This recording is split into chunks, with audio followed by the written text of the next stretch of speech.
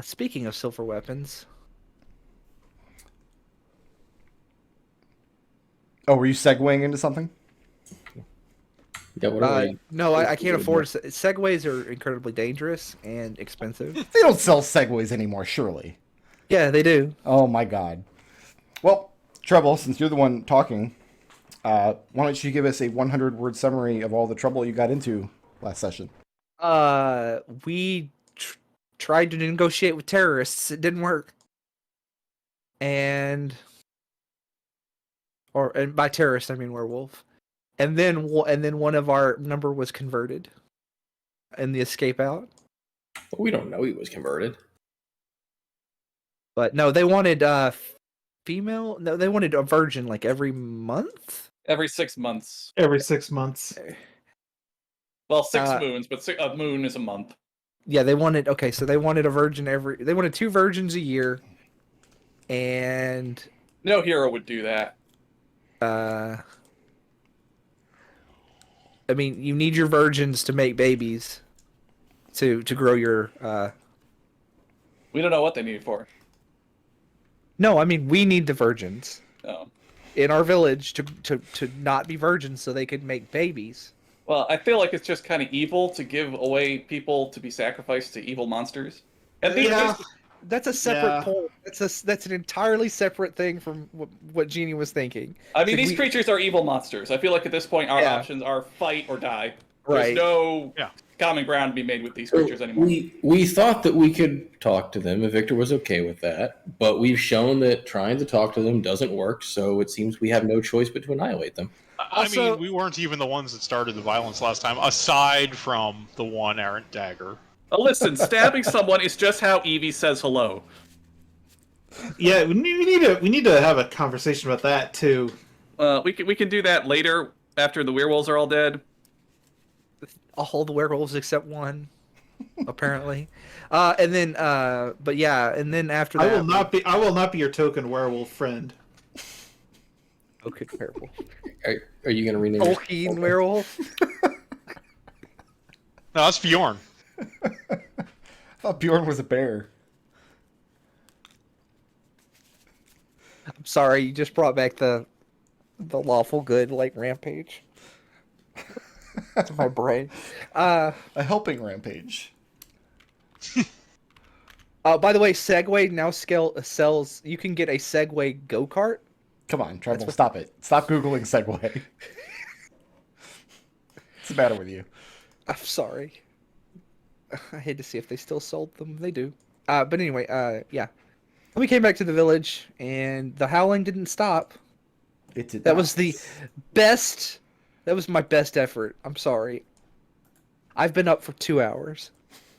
Now, I guess the first question is, the next morning, does Edmont want to come clean about spending the night having cold terror sweats in bed? Yeah, absolutely. Because he spent 2 nights like probably not peacefully sleeping, but like well enough to rest, and then he just like spent this night like pacing like a madman. Well, regardless if you paced or not, everybody can go ahead and take the benefits of the long rests. Might as well start the day nice and refreshed. Nice and fresh.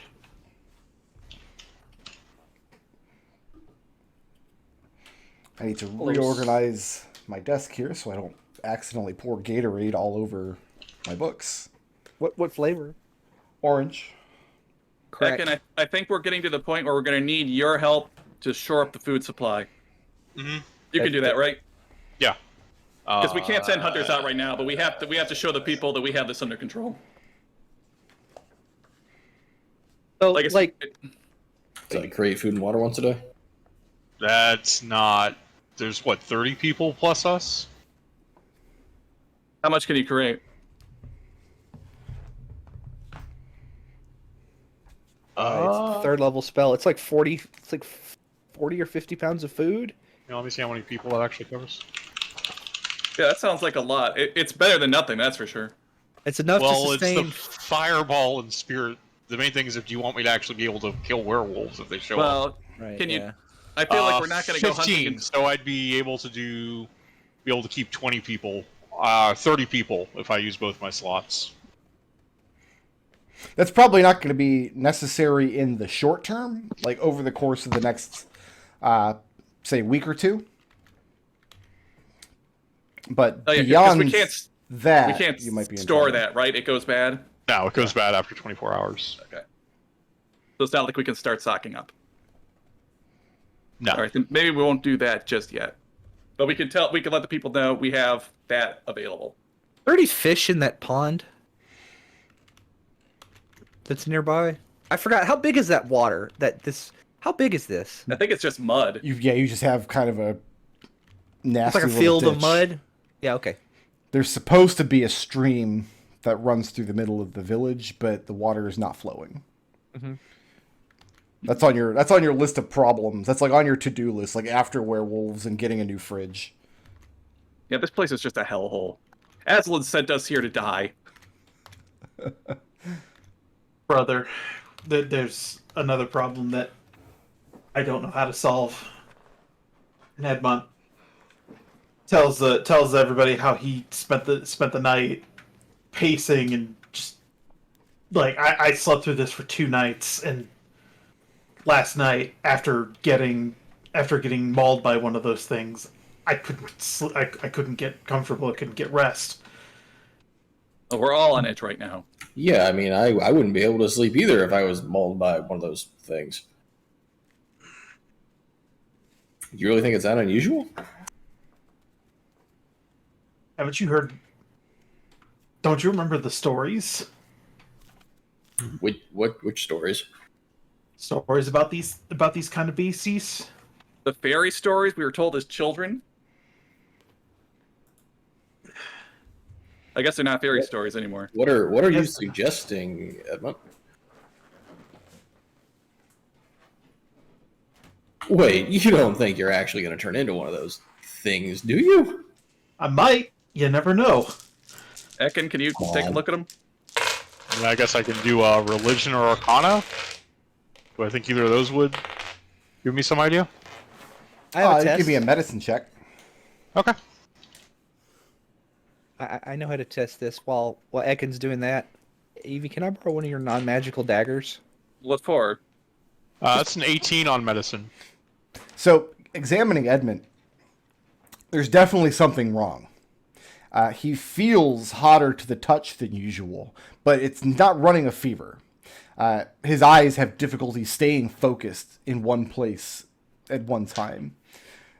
He seems calm enough. He's not breathing erratically or breaking out into unseemly body hair. But there's definitely something unexplainable to the heat and to his eye movements.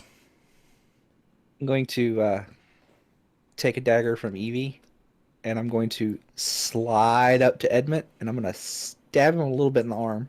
Okay, I did not authorize this. Stab him a little bit in the arm. Yeah. Just a little stab. You stab him a little bit, and Edmont, take a point of stabbing damage. Son of a. What was that for?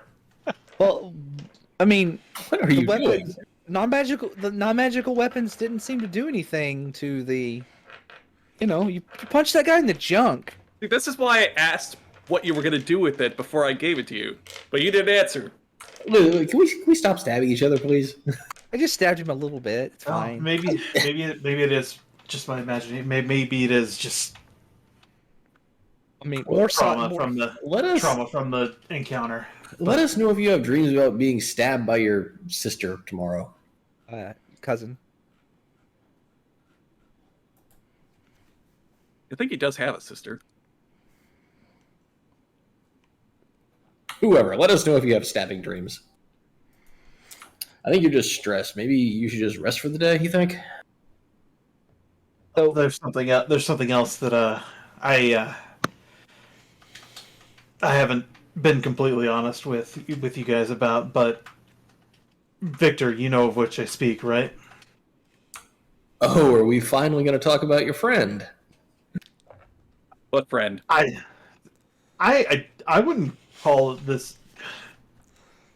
I don't remember. And Edmont starts pulling out his sketches of the various things he's made on his travels, and he points out this little man on all of his sketches. Is it every sketch he's taken since he's come to Ravenloft, or is it all the ones he's got? Every one since you've arrived in Darkon. Like, is this how you're signing your work now? And Victor pulls No. up an app to show that it's on there too. No, So what you're saying is you did not draw this little man in all these drawings. it's my hand, but I don't remember drawing it. You being haunted by a picture ghost?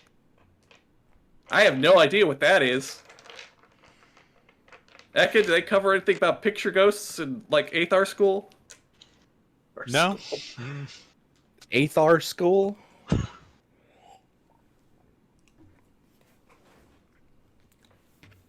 So, question. I missed something. Did you say this creature has appeared on every picture Edmont has painted or drawn since we arrived here in Darkon? Since arriving in Darkon, I mean, as he's going back through them, he's seeing them show up in every single one. Okie dokie. And he's just like facing away from the camera, so to speak. Yeah. I mean, none of us recognize him, right? And it's drawn in the same medium and the same rough level of detail as whatever the rest of the sketch or painting or drawing looks like. Tell you what, draw my picture right now. And Evie strikes a pose. It's in science. Edmont sits down, sets up a fresh piece of parchment, and starts sketching. Evie Okay. pulls up. Jeannie pulls up like a stool and she strikes like a Captain Morgan pose. You spend a few moments and you sketch out Jeannie doing the Captain Morgan pose. Watch him. Somebody watch him. Victor will watch carefully as Edmund draws. You guys watch intently as Edmund finishes up the sketch. Is there a man on the sketch? No. Okay, put the sketch away. We'll check it tomorrow and we'll see if there's a man in the sketch. Wait. Draw her picture again, but nobody watch him. Okay. This time I take my leg down and then I do another captain pose, but this time with the other leg up. So the pictures are a little different. And Victor makes sure nobody's watching Edmund. So this time you guys are leaving the room while he does the sketch? Yeah. Okay. Yeah, you finish up the sketch, and Jeannie's using the other leg this time. Yep. So the two sketches look pretty close to identical, except for that one detail. So The no other man- thing no man in is either sketch? the other wrinkle that it might be is that it also might be a landscape. It might only appear in landscapes. No, it's appeared in everything you've sketched since you got here. I mean, we'll just check the picture later. Just put them in your sketchbook. We'll check tomorrow. And maybe your sketchbook is haunted. Edmont just rolls up the parchment and stuffs them into a scroll case. Oh, okay. Maybe your scroll case is haunted. Did you? Because your scroll case has gone through the mists. We have found out that is bad. Shortly after you take breakfast, Trieste comes to see you with some urgent matter or another. She seems relatively shaken, more so, and I mean everybody is these days. It's really tense in the village right now, what with the wolves and all. But she has something very urgent that requires your attention, and she's afraid that you... She almost says she's afraid you won't believe it without seeing it, but then she kind of catches herself in the light of all of the other events that have taken place over the past few weeks. Mm-hmm. She leads you guys outside, where... I mean, you still have people working in the village. All these like little trees have been cleared out. You've got trellises going up alongside the village, some of these village structures to keep these vines somewhat tamed. You are planting in the nearby fields. Like, work is getting done. And you want this palisade built, as I recall. You want this to be done. Yeah, I want the village to be able to be secured so that we can go afield without worrying about it. she brings you guys out into what is functionally the village green. So out in front of the church out here. And out on the southern edge, there are people who were basically scraping bark off of some of the thinner trees and getting good-shaped logs. And the ones that are suitable, they're sawing them down to a point to make use in the palisade wall. And she points to one of the workers. And you look at this man. He has a lame leg from the look at him. He's seated with a planing tool, taking the bark off some of these trees. She points to him, so I didn't notice on the ride up from Castle Avernus. I was not paying much attention to the men. I shot that man and killed him in Brennanine. That's the soldier that came into the house looking for father. Wait, are you saying that the man you killed is working in our village? And she's pointing out this particular man.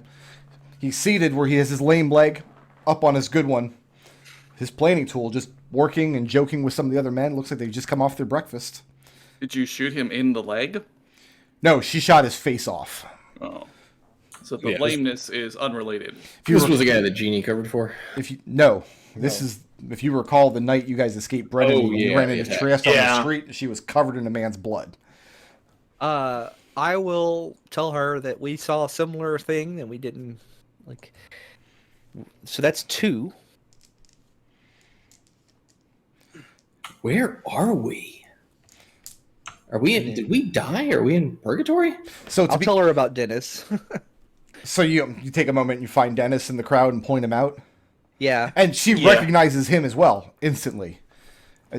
So, let's take a moment, and we're gonna, just take a long, hard look at absolutely everyone in the village green, besides Dennis.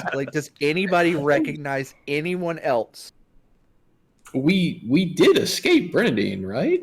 So this is gonna you're gonna spend the morning kind of People watching. We're looking for dead people. but are you gonna compare notes with the other people in your party as well? You got me. Right. You got All people we back need to do is we need to have Edmont draw everybody. And we can share the drawings. That would take considerably more than just the morning. Yeah. Yeah, we have what to do. 20 police sketches. Spending some time people watching.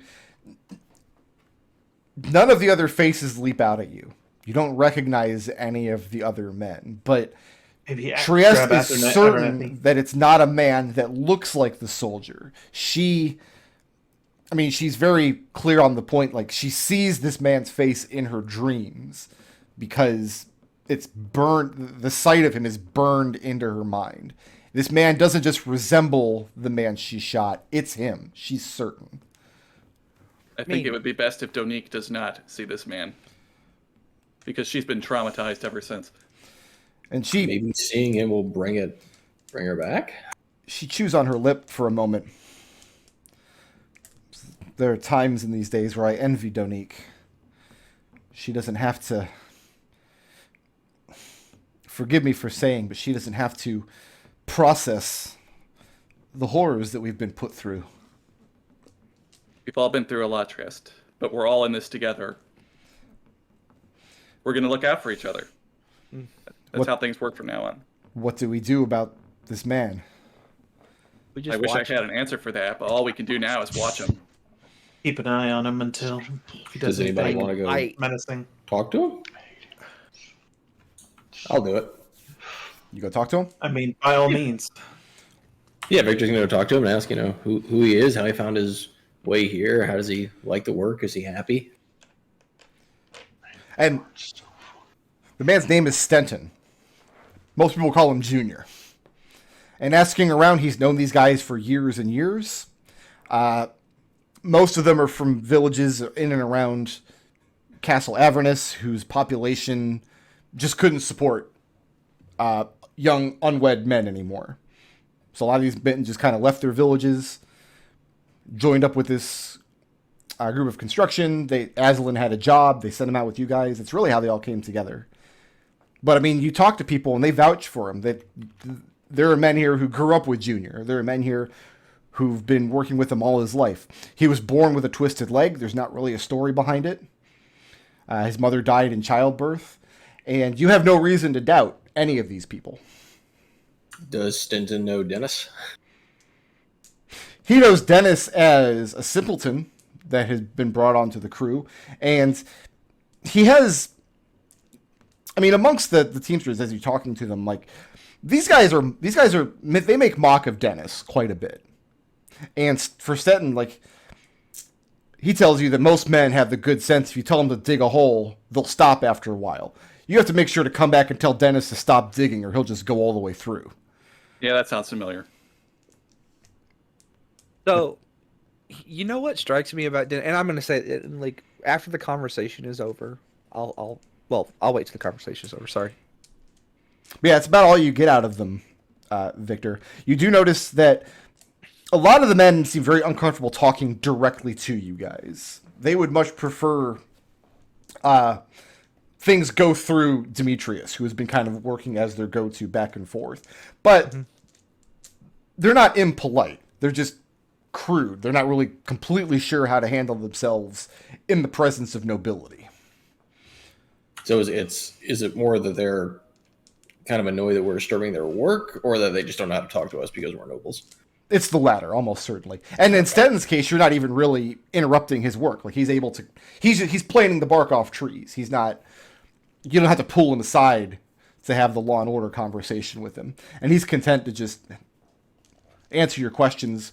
But yeah, it doesn't add up. Therese tells you that the man she shot was a soldier. There's no way this man would have ever been useful as a soldier. He's had a bum leg since he was a child. Unless we died during our escape, and this is hell. Victor is starting to wonder. Those meteors did hit the city, but I don't think I'm dead. But they never struck us. I can. Would we know if they struck us? If you give me your dagger, we can test. No, it. Genie. Just a little bit, just a little poke. Anyway, Evie just shushes Genie. Shh. Don't you shush me. Genie, I went to college. I'm smart. quiet, or I'm going to stab you. There's a lot of stabbing in this family.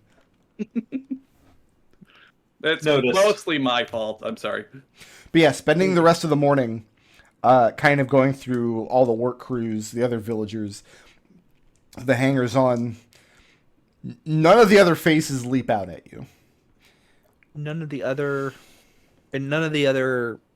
members of our party have anybody that is in a similar thing. It's just the two. So by other members of your party, like you're asking Abernathy and Jayla. Just everybody that came with us. Okay. That came with us through the mists that we still have. Up to this point, Lugrin has not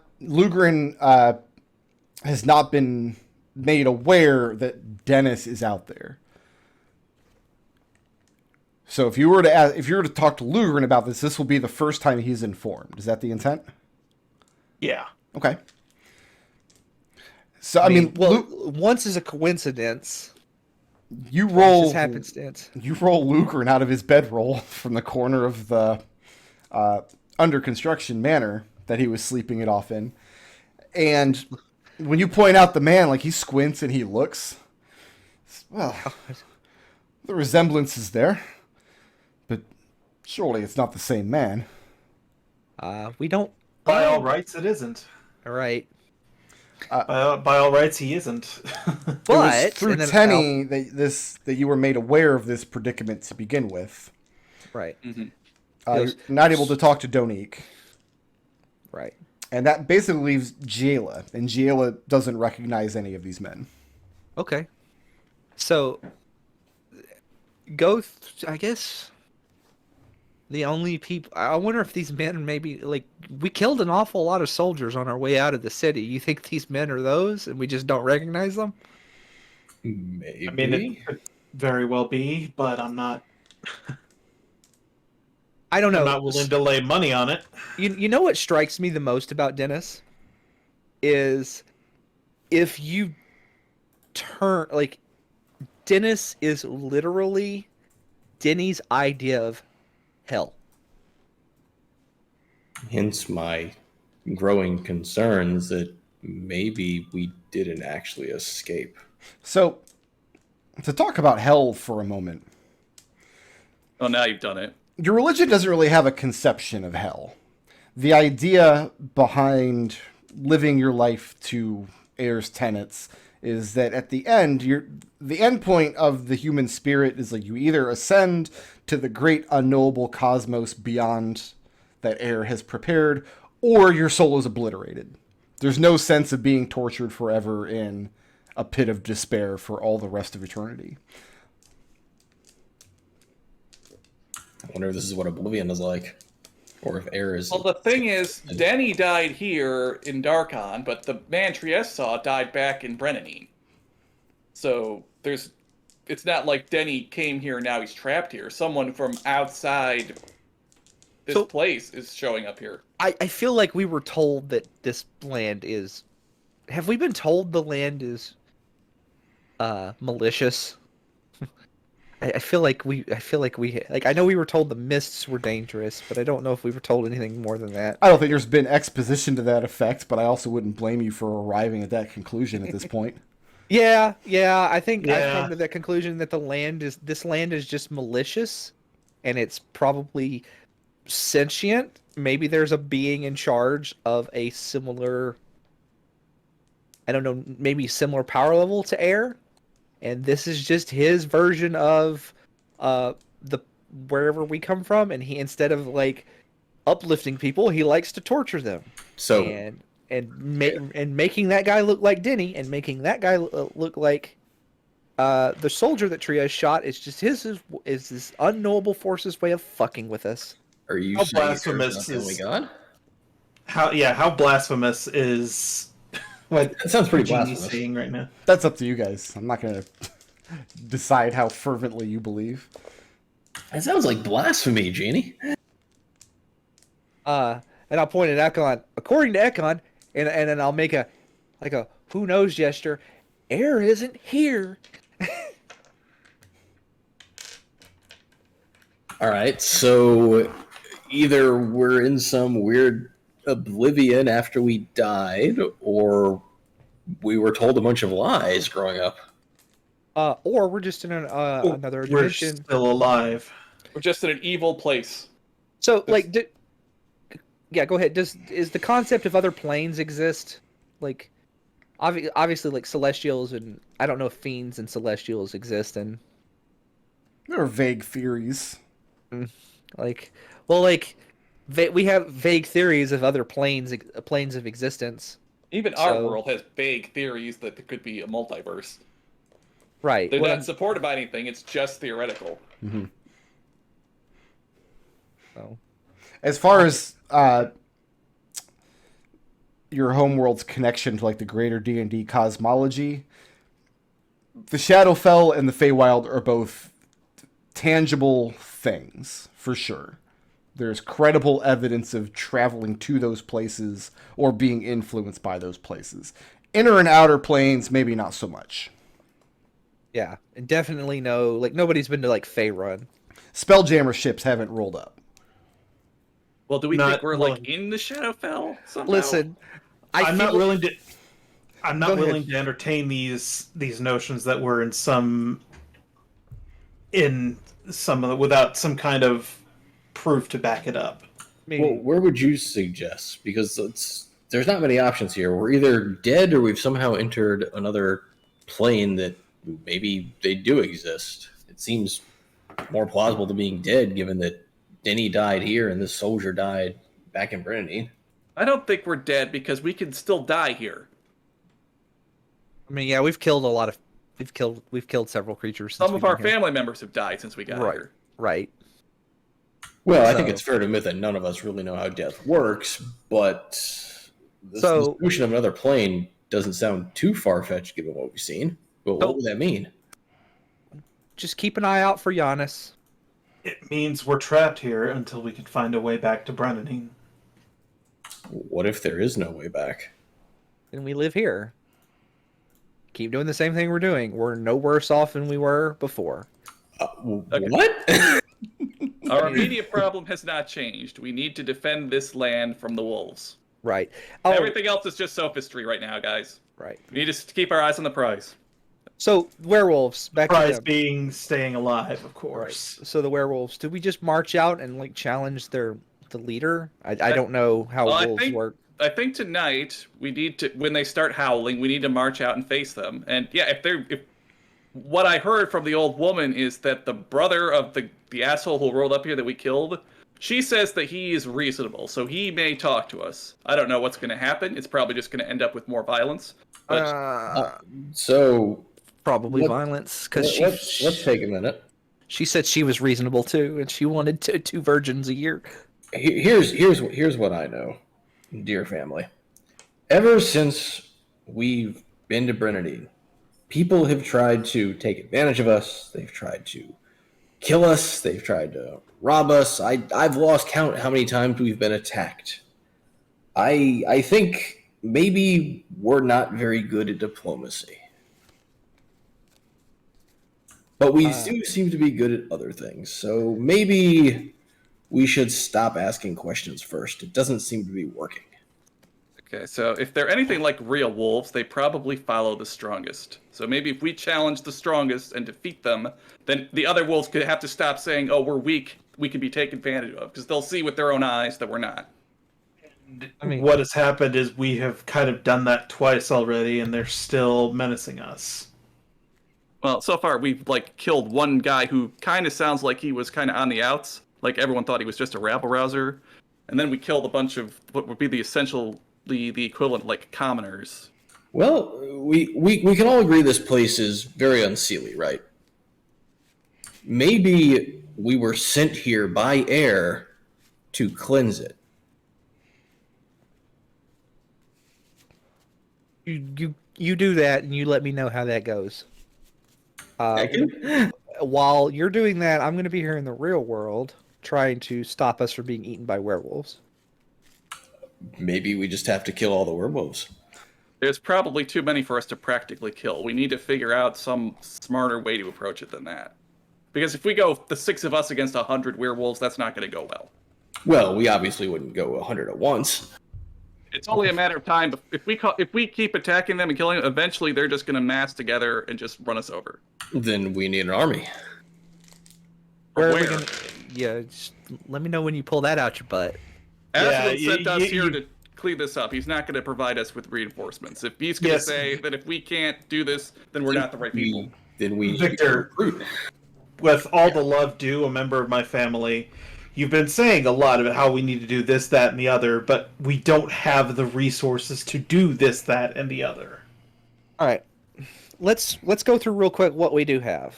We have various, because we're gonna have to, I think, build a solution out of the. We're gonna have to MacGyver a solution out of duct tape, twine, and sticks, and we don't have any duct tape. Yeah.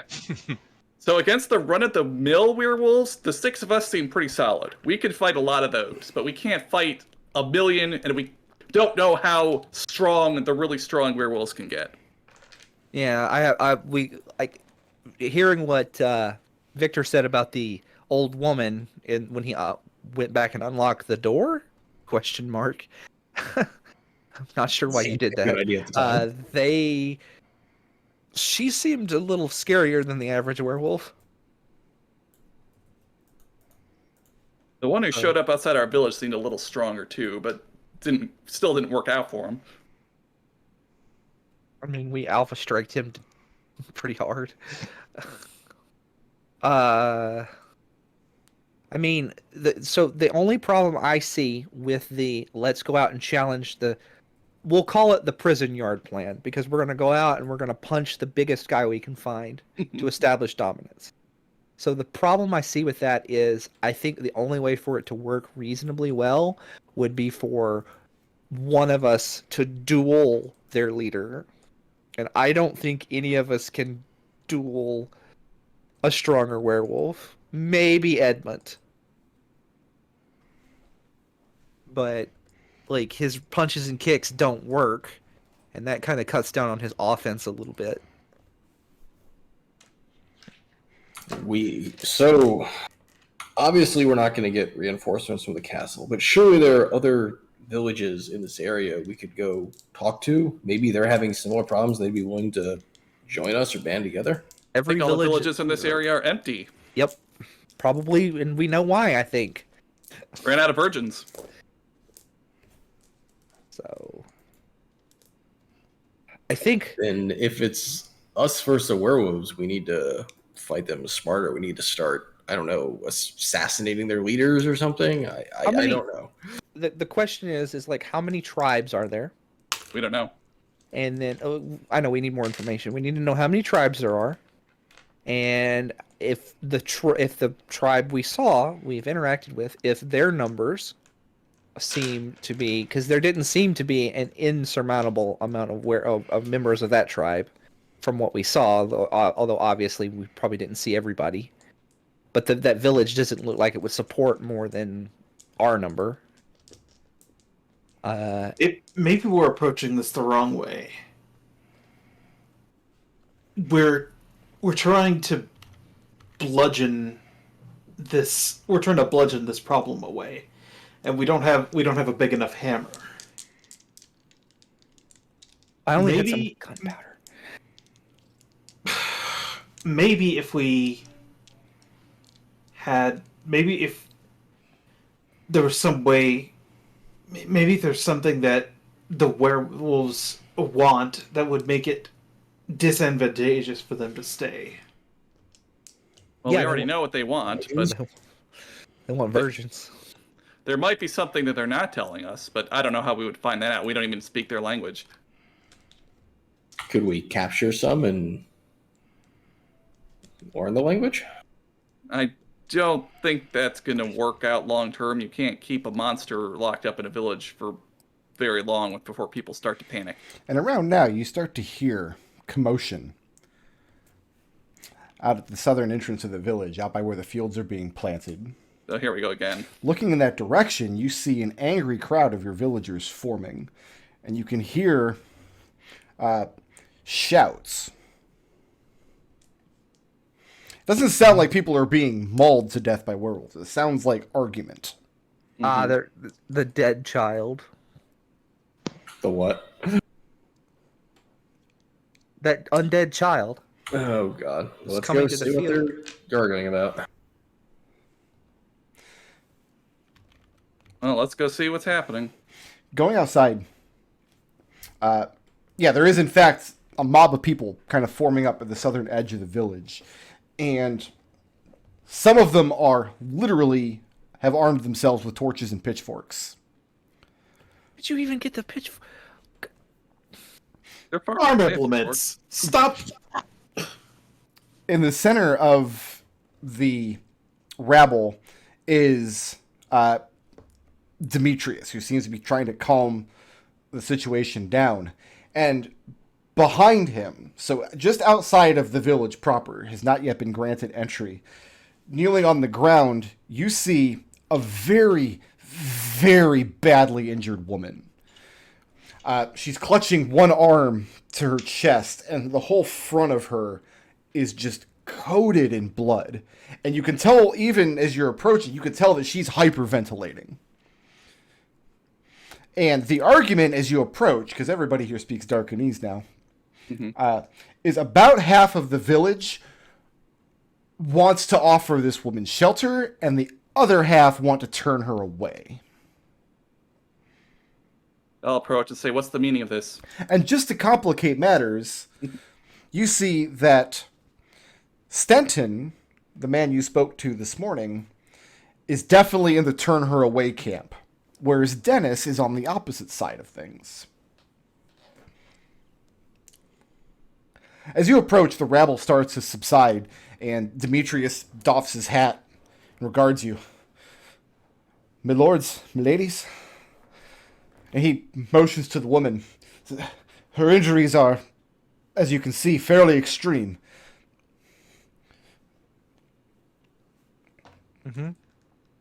Where did she come from? And one of the men in the crowd shouts out, "She's a Vistana! They come from nowhere!" Ah. What? Another Oh, calls okay. out, "Put her in the ground! It's the only place they belong!" Brother, That's, tend to her wounds. I'll take care of it. Let me do it because I think your spell slots are more valuable than mine. So I will walk over and tend down and start tending her. Genie, Uh-huh. approaching the woman, I mean, the rabble is starting to turn against you when they see that you're not stepping forth with, like, your gun drawn, but rather you're stepping forth and you're about to kneel down next to her to offer aid. As you do, the woman, the nature of her injury you can't tell. Her hand is badly mangled. She's clutching her right hand with her left and holding it closely to her chest. She's very dirty, and she's got just this mop of tangled black hair falling down in a mass all around her head. The gown that she's wearing, you can tell that she's been wearing it for days and days and days. It's muddy, it's ragged. And as you kneel down next to her and the people around you are calling out, half of them are calling out for you to kill her, the other half are calling out to make the first half quiet. You know, let Lady Eugenia do what she feels is best. For the woman's part, she's breathing badly, hyperventilating, and she has a difficulty speaking, but when she locks eyes with you, she locks on with this piercing gaze, and she speaks in heavily accented Darkanese as you reach forward to look at her wounds. And she says, "Giorgo, do not patch me up just to kill me later. Kill me now if that's how it's to be." I'll shake my head no, and she gets back. That's a 7 plus 4 hit points. 11 What hit are you? points. This is where the cure wounds spell? Yeah, cure wounds. Okay. First level. Demetrius. Are you trained in medicine? No. Give me an untrained medicine check before you cast the spell. An Well- untrained medicine check. So just Well, straight. Oh, just a straight check. Okay, yeah, okay. while Jeannie's doing this, Evie's gonna raise her hand to the mob to attempt to silence them. And they do silence when... 13. When last I checked, this was a place of safe haven for those who are willing to work and contribute. There's much I would ask this woman. This place You will suffers leave the her- dead to walk and the wolves to inhabit our woods. And a crowd of rousing agreement from that side of the mob. And these problems will be dealt with. But Gee- I do not see this woman as a problem just yet. It's because you've never dealt with the Vistani. Actually, we have. They were the first person to show kindness to us in this place. Genie, you got a 13? Yeah. You're about to cast a Cure Wounds spell. Cure Wounds is a really good spell, as you know. That's why you're trying to cast it. It's really good, especially in combat, to blot up superficial wounds, cuts and scrapes, and sometimes even more laborious injuries. The nature of her arm, if you use magic to heal her wounds without tending to her surgically, which you have no idea how to do because you're not trained in medicine, you're pretty confident you can stop the pain and restore the hit points. But this wound, if tended to only magically, she'll lose the use of the hand. Okay. Ekon. Ekon's trained in medicine. Yeah, you're just not confident that you want to cast this spell without getting somebody who knows medicine to take a look. And I'll pass that along to Ekon. And even as you turn back to... actually, maybe a wisdom saving throw. I'm sorry, a charisma saving throw. Charisma saving throw. Okay. Charisma saving throw. That is a...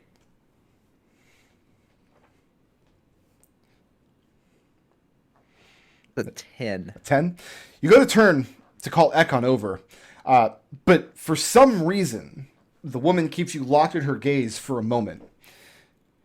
And she says, before she releases you, "So I have your word I am safe here." He goes, and I'll tell her. I said the first, and I'll tell her what I said before. The first person we met that didn't try to kill us was a Vistani, and he led us to where he thought was safe, and got us food. And so, yeah, you're safe here. If I have anything to say about it, and I do. She gives you a small nod, and she closes her eyes and lets her head droop, and only then you feel comfortable turning away from her gaze to call Ekon over. I'll grab, gee, I guess probably Orson to actually, when I see the nature of the wound, actually bring her into the keep and get her onto a table where I can actually operate. Okay. Edmont and Victor, what are you guys doing as far as the crowd is go? Because Evie is trying to kind of bring them down to silence and try to get them back on your side. What are you two doing during this crucial moment? So the crowd is being handled, Victor. Well, that's what we're trying to determine. Are you helping Evie kind of quell the crowd? Yes. Okay. Evie, go ahead and give me a persuasion check. Make this add advantage because Victor and Edmont have your back. Sure, I can do that. My persuasion is pretty good. Roll high. I got a 23. 23? Mm-hmm.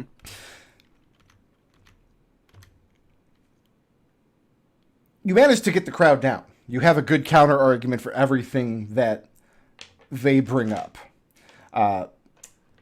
You point out like this is just one injured woman. She's not going to be a threat to anybody. You point out that like they've seen you guys throw fireballs and you've heard victories that you've won in the past. You have all these reputations stacked up from experience levels. We killed a bunch of wolves yesterday. You kind of get the crowd down to a low simmer. And you see that you've managed to change some of their minds. Absent more evidence coming in that these guys are screwed, you're pretty sure you can keep the lid on the pot, at least for a couple other days. Provided that it turns out this woman isn't a threat to anyone. And at that point, you're able to turn things back over to Demetrius to try to start getting work underway again. Ekon and Orson are taking the woman inside. Mm-hmm. Okay. And I'll tell Ekon, just call me when you're ready for the magical healing. Because again, I do think your spell slots are more valuable than mine. So, and I will come in and apply the magic healing when you get her to that point. So the nature of the wound, and I don't know a way to describe this without being slightly gruesome. Ekon, go ahead and give me a medicine check once you get her inside. You got it.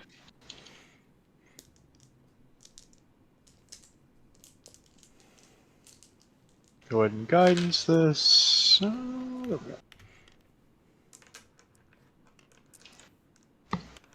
It's going to be a medicine of God. Destil. 12? Yeah. There is a deep laceration near to her wrist, all the way around her hand. That's the source of all of this blood. She doesn't seem to have any more open wounds other than that one. But the way that she's holding the skin of her hand, when you move her hand away, the skin and the upper muscle tissue begin to peel away from the bone. And you realize that at some point, the whole skin of her hand has been pulled upwards, like all the way to the first knuckle of the fingers. Ew. And it's just slick with blood, and she cries out in pain as you pull her hand away. So it's going to take some pretty severe surgery. You're going to have to get everything kind of put back together and stitched back up. Fortunately, none of the bones are broken. But it's going to take some extreme therapy after this is all healed up. You definitely want Genie on hand for cure wounds. Is there anybody else trained in medicine who's able to assist Ekon during this? My retainer. Okay. Yeah, my retainer has medicine. Okay.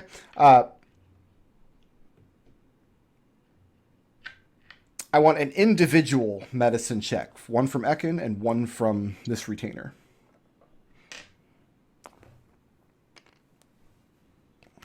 It's a medicine of 15. You gonna guidance it? Now I figure at this point I'm busy actually doing the. This is for the actual surgery, right? Yes.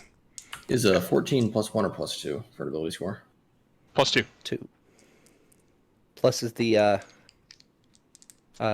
proficiency bonus. Does my retainer get a proficiency bonus? Yeah. Yeah. Okay.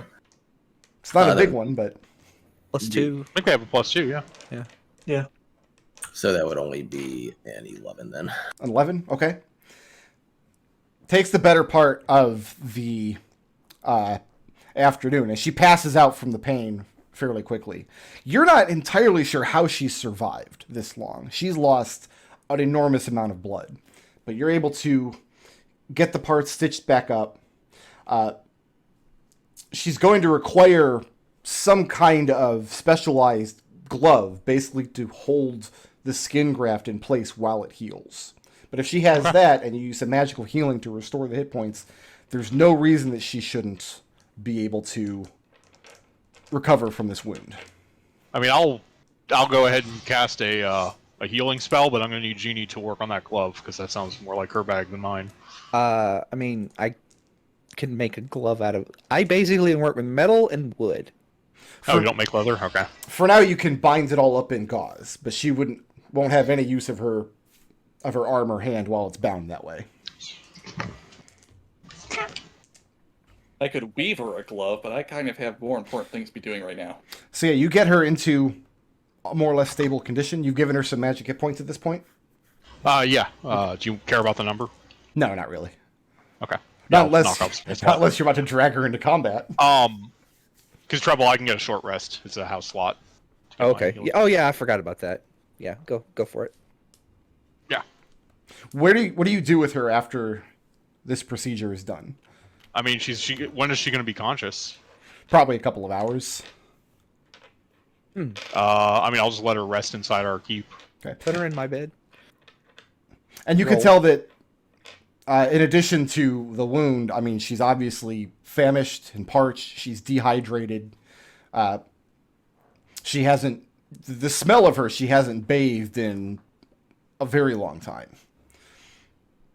Can we get one of our attendants to give her a? Do we have a female attendant to give her a sponge bath to clean her up? My attendant is female, but I think I'd rather wait till she's awake to do something like that. I mean, I don't want to put her in my bedroll when she smells like that, though. You can put her in my bedroll. Then you'll smell like that. God, whatever. Doesn't Jeannie smell like motor oil all the time? Does not no one in this motor party oil. know prestidigitation? Come on. No, listen, I get 2 cantrips. I am not a wizard. I get 2 cantrips, and I need to blow things up with both of them. Okay. And clerics don't get prestidigitation. They get thaumaturgy, which is good for blasting open windows and nothing else. So what are we spending the rest of the day doing? The woman is now resting in Evie's bedroll. You're confident that she's going to live. You're just waiting for her to wake up. The arguments and debates out in the village have ceased for now. And people have returned to work, and it's starting to wind down. You're about an hour away from the evening meal. I'm going to get Evie, and if she'll follow me, let's go find Demetrius and figure out what the hostility is to the Vistani. Because we're missing information here. Yeah, that sounds good. Because, like, we only met the man and the old woman who I don't think we ever met. She just stayed in the carriage the whole time. Well, they travel through the mist, and we know the mist is evil, so the people might just think, oh, they come out of the mist, they must be evil. I mean, if it's that... If that's the case, then we're not like to get much. We're not like to get very unbiased information. Yeah, I mean, we don't know anything about the Vistani, but Demetrius, he seems like a good source. He's not gonna give us prejudice. Or, well, he has his own prejudice, but he's not one of the people who's saying, "Oh, we should kill the witch." Yeah. Fair enough. I can go with you. All right, so who all is going to go and speak with Demetrius about this topic? Jeannie's going because she Victor's initiated. gonna go. Evie All right. goes. Victor, don't ask a bunch of dumb questions. We just want information. But all my questions are dumb. Ekin, are you going with know. him? No, I'm gonna attend to the woman. Well, If you need as, any as additional for now, help- she doesn't need any immediate care. Okay. Then yeah, I'll go with him. Okay. I have someone watch her just to make sure none of the villagers try Yeah, to bash that was- her head in. We should leave Orson on that. Yeah, Orson's happy to stay behind. And you find Demetrius out in town having evening meal with his family, and he stands up and steps forward to meet you, hat in hand. Well, Demetrius, when we brought you here, as I informed you, there would be certain topics that I would request your counsel on. And one of those topics has arisen today. We need to know why so many of the villagers are hostile to the Vistani. go ahead and give me an insight check. I'll let one of you make it. You can make it at advantage because the whole group has come out. My insight is +8. Better Yeah. than mine.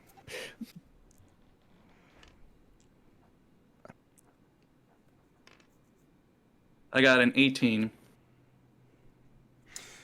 As you approach, because Demetrius's family has 6 people in it, plus the baby. Their son, who was injured on the journey here, has started to recover. He's still weak, but he started to take meals with the rest of his family. And his wife is sitting next to him, nursing her infant babe. At the mention of the Vistani, when you come up, the nursing mother and Demetrius's teenage daughter both turn away from you. Neither of them are willing to meet your gaze when this topic is brought up. Anna Maria, the teenager, you can tell that she's furious. Something about this topic has her very, very angry. And at the mention, Demetrius takes a few more steps away, and he begins speaking in a tone so that his family will not overhear. He says that he hopes that no ill should befall the village at having taken the wounded woman in. But surely it was the correct thing to do. I agree, but why would you think that ill might befall us for taking this woman in? With the Vistani aren't, and you could tell he's having difficulty choosing his words. Just use your words. Don't mince words. Tell us. Speak freely, The Vistani as you would to one of the workers. aren't people in the sense that he motions to where his family and the other workers and some of your hangers-on. They're thought to be, well, evil is the wrong word, I suppose. But they know things, and they see things, and they're not good things that come to pass. Not usually. So they give warnings of bad things? And at this, you can see his back straighten a little bit. And he seems to bristle at the comment. Then he gives you a curt nod and tells you that it was a Vistana that had come through his village of Treye that warned his family to leave before the sack of the village could occur. But nobody listened, I'm guessing.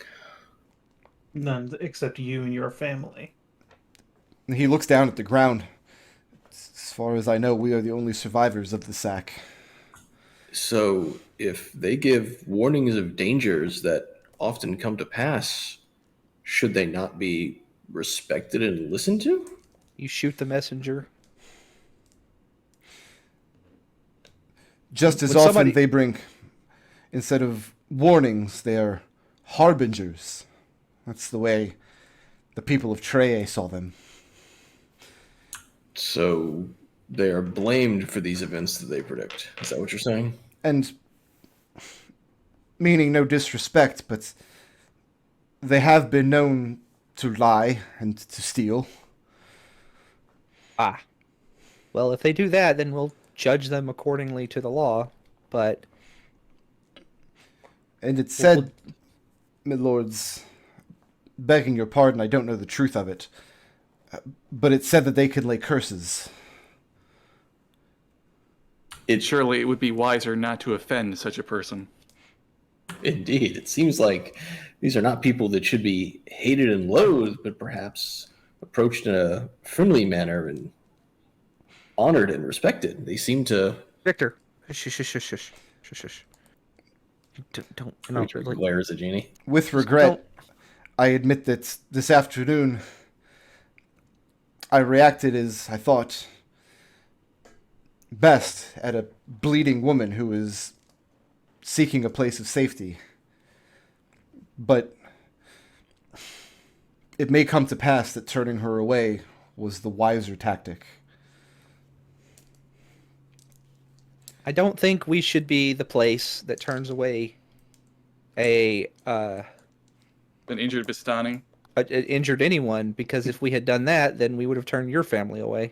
If that be the case, then let the blame of such fall upon our shoulders, not anyone else's. I get the feeling that it already has. He says that there was an old adage amongst the tradesmen of his village of Treye, which says that the card has two sides. And with a given Vistana, you can't know which side of the card you're looking at.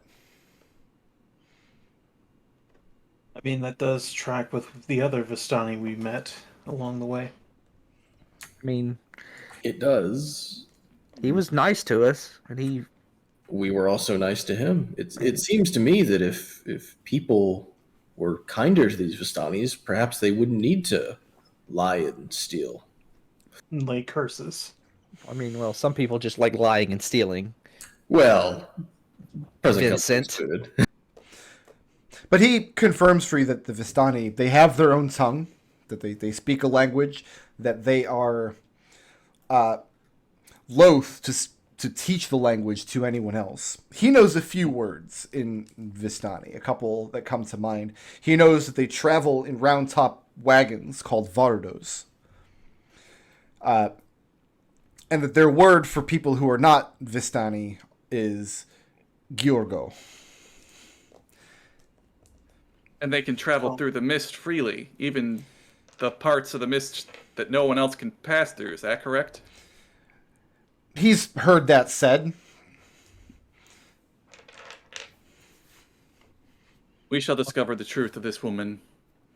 She shall not be allowed to bring any harm. So long as she does not bring harm, she will have what everyone else here has, safety and refuge, so long as she contributes as all others do. So I have a question for you then. Why is your if the Vistani came and gave you warning and you got your family out, why is your daughter angry at them?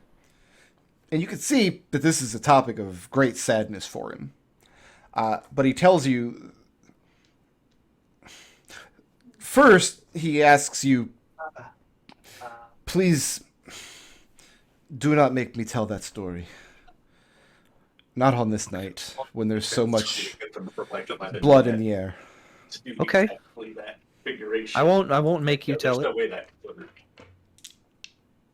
But when And he motions you back don't- to his son, and you can see that the wounds of his escape from Treye have not completely healed yet. I actually, and I'll look at him and I'll look at the son and look at his arm, his missing arm, right? Yes. And I'll go, All right. If it's not something you deem imperative to them at the moment, to our understanding of the situation, I'll concede to your judgment. But if it is, I Thanks ask you please to tell us. And he speaks no more on this topic unless ordered. Okay. Any other questions for Demetrius about the Vistani? No. I think that's good. So the Vistani are wanderers who have a very bad reputation and seem to have the ability to tell the future, or at least portend bad things and bestow curses. And also, they probably steal children from houses at night and eat them. Which is fine. They'd probably be better allies than the werewolves. I mean, where's her wagon? I don't know. We have to find out what actually happened to her to get her here in a bloody heap before we figure anything else out. Agreed. When she She wakes up, probably I needs some suggest time to recover. approach her friendly.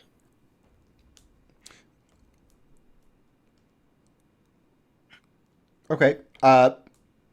That night, then, while you're asleep, probably Ekon, since you were the one tending to her wounds, you're awoken by your retainer or whoever you had watching over her while the rest of you slept.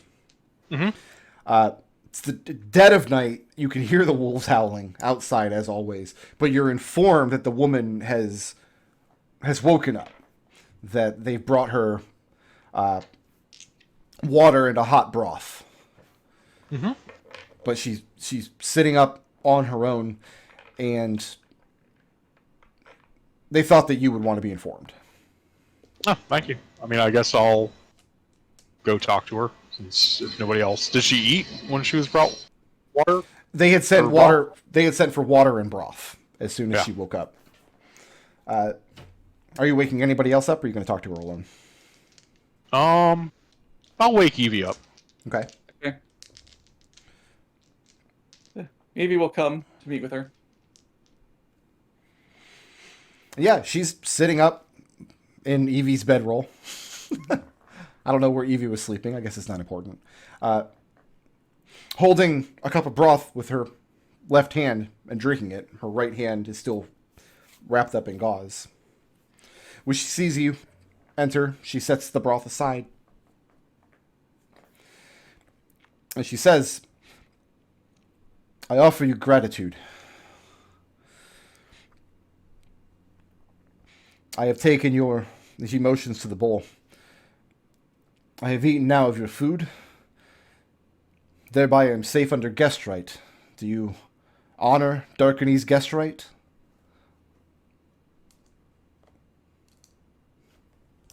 I am afraid that we are not natives to Darkon ourselves. Can you tell me what you believe this guest right entitles you to?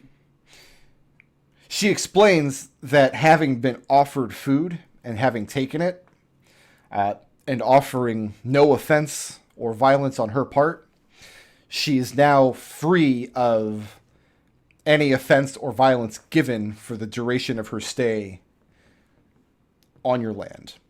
She's your guest. As long as she's your guest, you cannot harm her. So long as you do no harm will be done to you. She nods. And my word is law in this land. She says, many of the Darkany's houses no longer recognize guest right. I say to you that the foreign nobility of your house is better than the blood of old Darkon. Evie shrugs. I have not had the honor of meeting many of the nobility of Darkon. She scoffs. There is no honor in meeting the nobility of Darkon.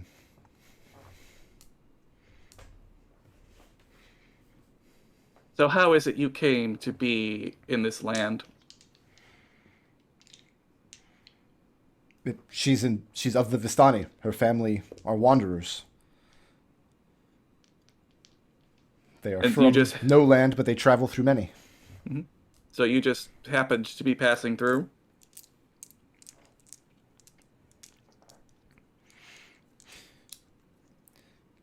She asks what happened to the woman that first offered her assistance, first offered her aid. Oh, that was my sister. She is asleep. She's your sister. My twin sister. You do not look much alike. We are literally very have different. this. We literally have the same face. Do you tell her that? I'm not there. I'm just pointing at. Does Evie tell her that? It's like, Evie says we are very different. She nods.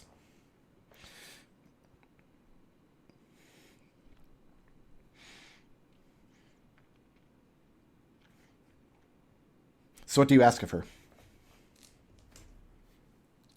How is it you came by this injury?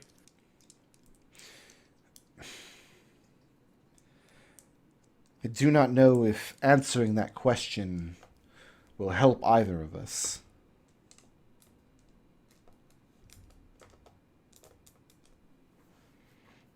What do you mean? It may be best, once my wounds are healed and I'm able to travel, that we go our separate ways, without information exchanged between us. You are a guest in this land. You are free to do as you wish.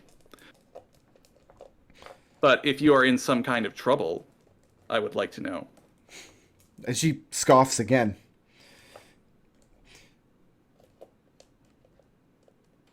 Which one of you, of the Veritas clan, controls the fire? I think that's Ekon. Yeah, I kind of will nod at that. How big of a fire can you make? I mean, fairly big. Big enough to burn the woods and the skies and all that dwell within? Not quite. That's what's going to be required.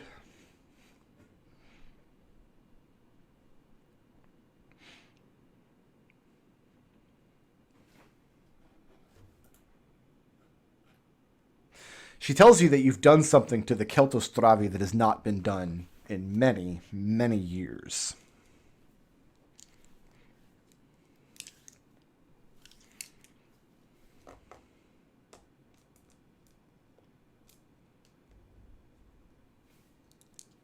You do not believe that it is possible for us to defeat them. On the contrary, I believe that the Veritas clan are the only ones who can.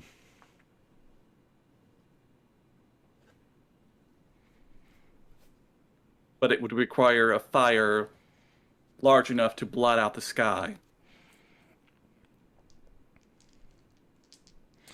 I owe your sister a debt. I would pay it.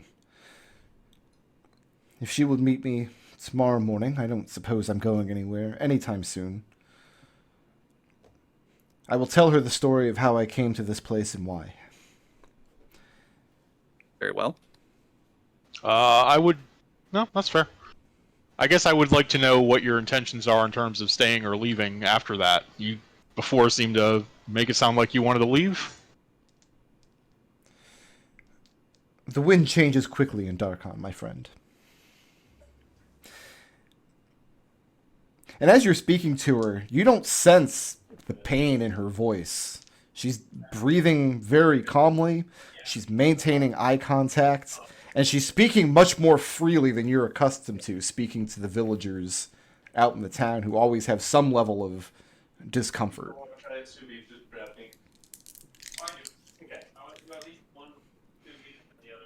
Anything else we're doing tonight?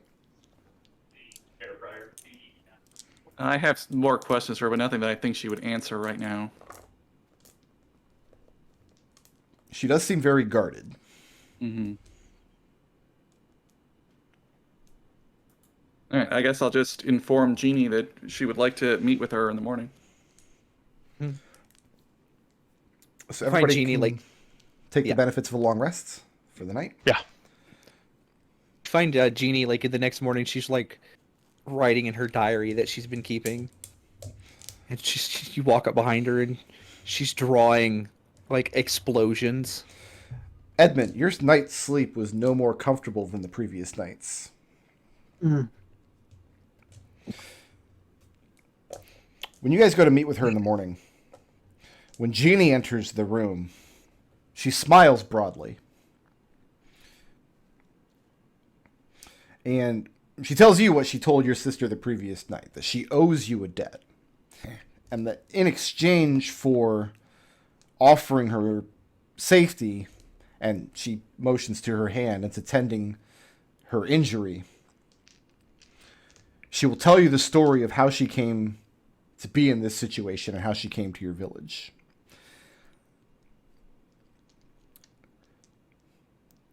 What's strange is after she tells you this, she asks you if you will her to proceed.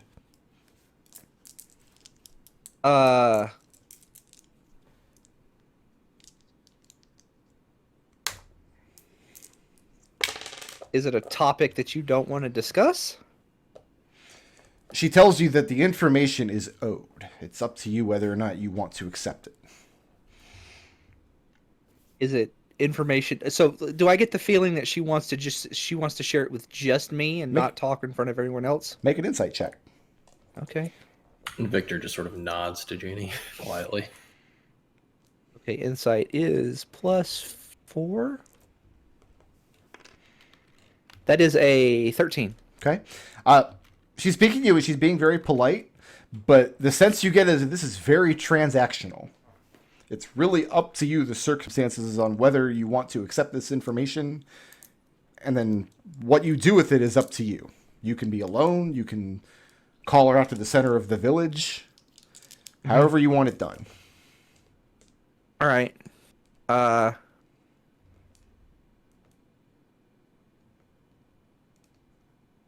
I'm going to Victor is looking pleadingly at Jeannie to accept. I will do it. I mean, if this is what you feel like you want to do to repay the debt, then I will listen. I understand that through our previous interactions, you don't like debts are not a thing that your people like. She tells you the story then. That her family was traveling through this region of Darkhan. This would have been 3 or 4 moons turns ago now. So before any of you even arrived here. That it was known to her people that these woods were inhabited by many clans of the Keltostravi, of werewolves. And that one of the lesser clan chieftains, Toklar, had inquired about getting a Taraka reading. She explains... Actually, you know what? She wouldn't explain what the Taraka is. You're not owed that information. Mm-hmm. She performed a reading for Toklar. Toklar did not like what she said, so he had his people kill the rest of her family and have her chained up in his dungeon. And as far as she was only able to count the time by watching the turn of the moon through an open window in between the grates of her dungeon bars. A few nights ago, Toklar's camp was in an uproar. Several men from a nearby clan, one of the other clans of the Keltostravi, arrived. They had been badly attacked and injured. Many of them had been slain, and they were asking Toklar if the Loup Geru could be mobilized. And Toklar,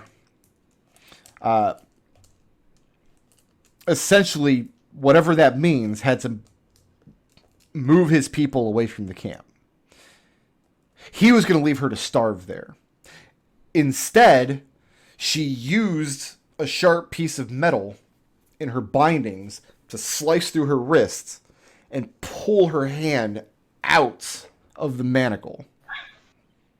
And then find her way to the village using directions she had heard Toklar's men speak about. That's the end of her story.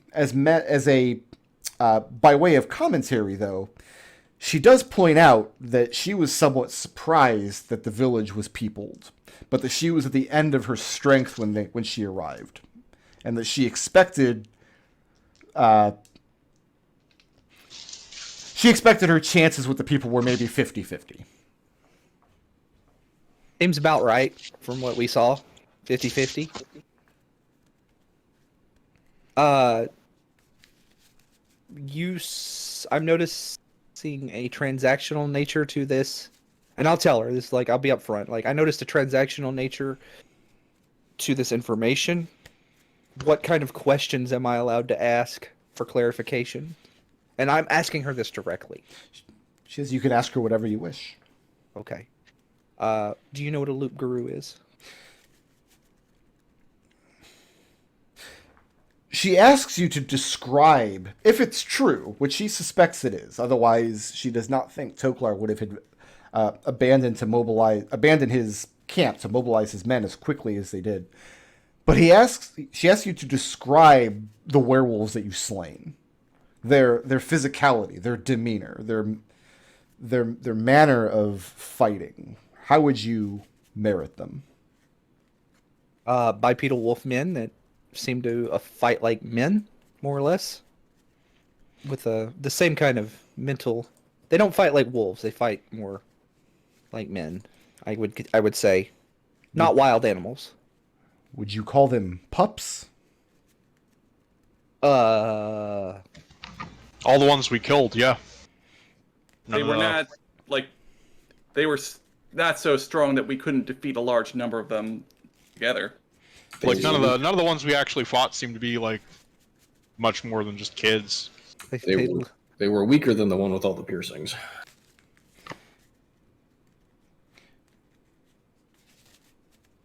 The Luke Geru is stronger still. Mm-hmm. So these are their warriors. You are exceptional people. Your common man in the village would not call the werewolves you fought pups, but they would if they had beheld the Loop Geru. Okay. Fortunately, Loop Geru sounds like a word that the singular is the same as the plural, so we have no idea of knowing how many they're deploying. And she smiles in response to that. That's just a dumb comment Jeannie made. She smiled in response, nonetheless. Okay. I'm gonna, is there anything that she needs to recover from the werewolves in regards to her family, their belongings, things like that? Didn't they have I don't remember the word, so you'd have to help me here. Your carriage? Is that a thing that you are going to try to recover? No, that's all long gone. Okay. What did you say this man's name was? Who kept you prisoner? Toklor. You've heard his name before because you slew his brother, Kelki. Ah, so he's the one that's more reasonable. Gotcha. Well, it doesn't sound like that. It kind of sounds like that's out the window at this point. We were told he's very reasonable. What Doesn't sound that way. What is your opinion on his reasonableness? If you don't mind my saying, you seem very confused, ill-informed. I mean no offense, but none taken. You are foreigners. We are foreigners, yes. Much and more I could share, perhaps.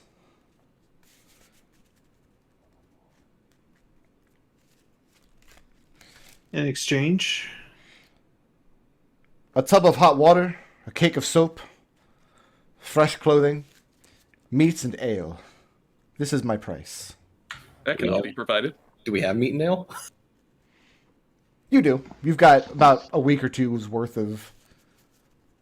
that can all be arranged. Deal. I mean, the guys out in the village aren't eating meat at every meal. And if word gets out that you're bringing the good stuff in for her when she's not working at all and is supposedly recovering from injury, that would probably not be a good thing to happen.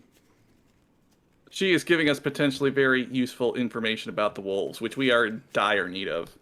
Yeah, do it. mean- Victor nods at Evie and says, please do it. Oh yeah, I'm fine with that. Victor, make a deception check.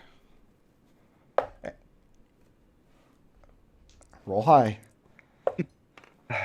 Give can he have a guidance? No. Do you want me to This make an incantation to improve his lying? this is not What something. lying? I missed what he's lying about. What's going on? I did too. You're trying to sneak in the food for her without the villagers knowing. How'd you do? That would be a deception. Would be a 16 with my bonus dice. It's not bad. It's not bad. So you guys are going to go about to arrange the things that she's asked for. And as you turn to leave, she tells you, "My name is Koryana." Oh. Vistani, do not give that name out. Or do not get that information out freely. But now I am owed your names. I mean, I'll tell her my name. Yeah. I swear to God. And I look at Ekon, Victor. Aether of Air, Victor, Caller of the Fire. do not lie to this Vistani woman. Do you tell him that in the open in front of her?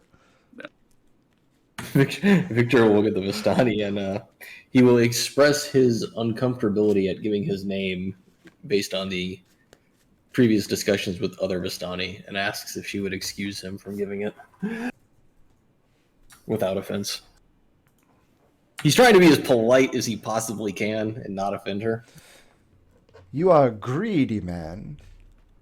I call you Lakomi. And she smiles again. Victor sort of tilts his head, not understanding. Edmont. I'll give her my name is Evelyn Veritas. I don't think I could really keep that information from her anyway. Okay.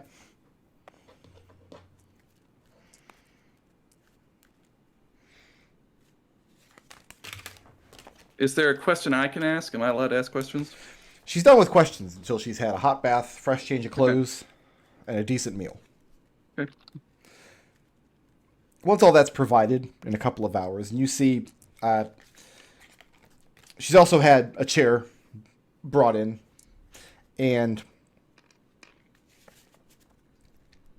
what do you guys spend the next couple of hours doing after you've had your own breakfast? Is there anything else out in the village you want to do, or are we just waiting until she's ready to continue?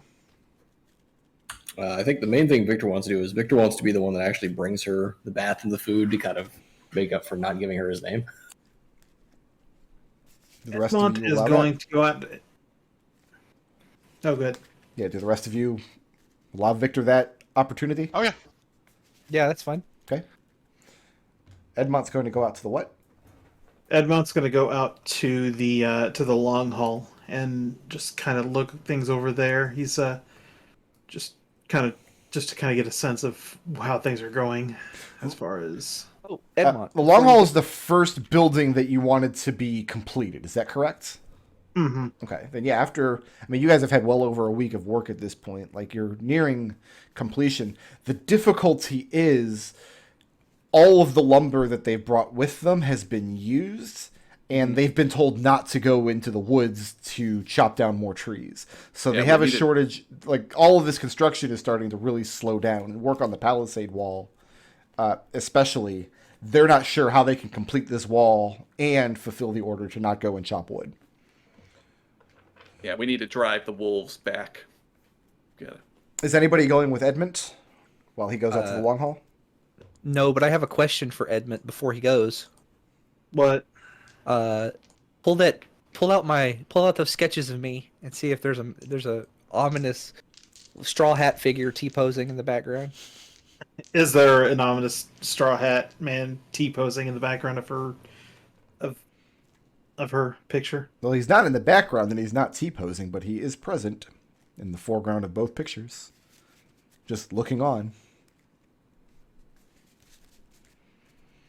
What is Ekon doing over the course of the next couple hours? There, Genie, you have your answer, and I hate it. We're just in the morning, right? Yeah, it's going to give her a couple hours to get herself sorted before you guys go back in and resume conversation with her. I mean, there's nothing he really wants to get done right now. He'll probably just, I think Ekon would probably just wander around the village a bit and take stock of how all of the work that we're doing is progressing. Nothing particular. Give me an insight check, if you don't mind. Hey, brother, do you want to take a party of loggers and provide security for them? That's an insight of 25.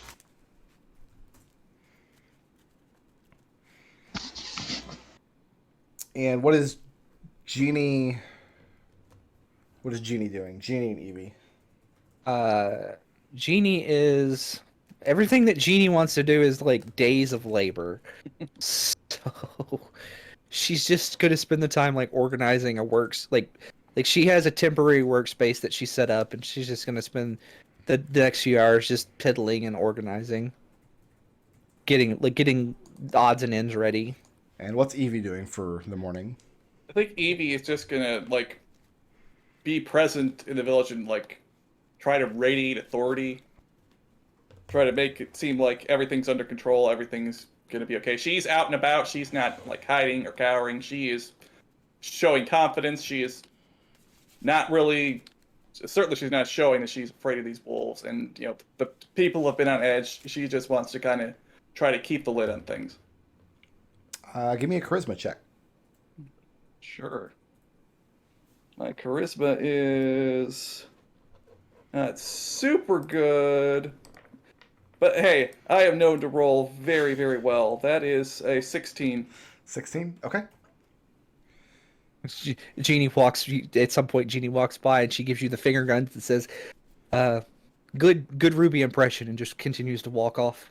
Yeah. You and your finger guns. All I right. think every single one of your characters has done finger guns at some point. After she's done doing this, she has to go take a bath to wash the ruby off. So now is a good time to take a 15-minute break so you can get your coffee, get your bagel. We'll reconvene at 4:30 and we'll see how Koryana's bath went.